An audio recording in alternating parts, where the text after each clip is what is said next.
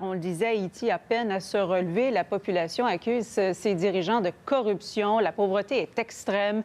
Le manque de logement, lui, est chronique. Les infrastructures sont déficientes. Tout ça, ça rend le pays bien vulnérable en cas d'autres catastrophes naturelles, d'autres tremblements de terre. On parlait de notre envoyé spécial en Haïti, Sophie Langlois. Elle a eu l'occasion de s'entretenir avec le président Jovenel Moïse, qui, lui, dit garder espoir de sortir son pays de la crise.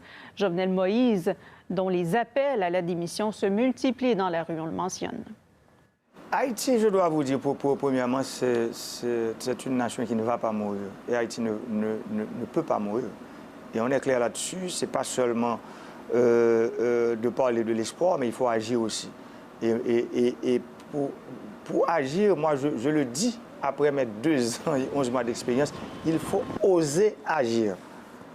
Et c'est ce que nous sommes en train de faire aujourd'hui.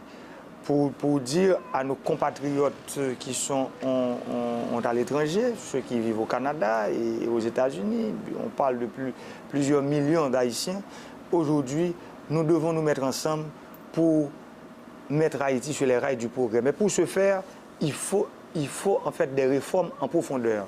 Et ces réformes peuvent se faire, premièrement, en changeant cette constitution. Voilà aujourd'hui le message que j'ai pour mes sœurs et mes frères de la diaspora.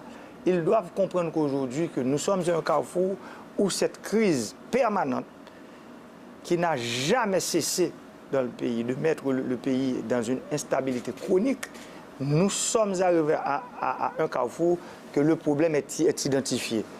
Ce problème qui est identifié, quel est ce problème? C'est un problème où le moi, l'égoïsme, qui veut prendre place et à des choses collectives. Maintenant, il faut que nous pensions à changer d'attitude. Et c'est pour ça, moi-même, arrivé à la tête de l'État, j'ai dit que je suis en train de libérer l'État parce que l'État est capturé. L'État est capturé par certains oligarques corrompus.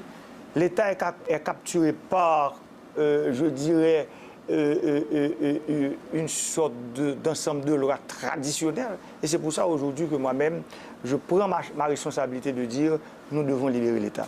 Et pour ce faire, nous avons besoin de tout le monde, des Haïtiens qui sont à l'étranger, des Haïtiens, je dirais, d'ici et d'ailleurs, nos amis de l'international, parce que c'est un carrefour décisif pour nous, pour transformer cette crise-là en une opportunité pour sortir Haïti de cette instabilité politique chronique qui nous garde en fait dans un sous-développement, je dirais presque endémique. Mais en fait, je pense que nous allons pouvoir sortir si nous nous mettons ensemble.